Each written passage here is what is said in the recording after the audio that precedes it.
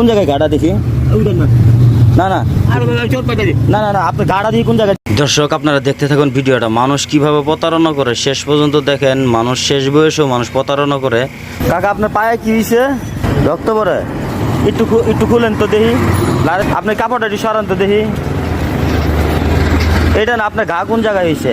আপনার গাড়া দিয়ে কোন জায়গায় দেখি? আমি চোট পাইছি।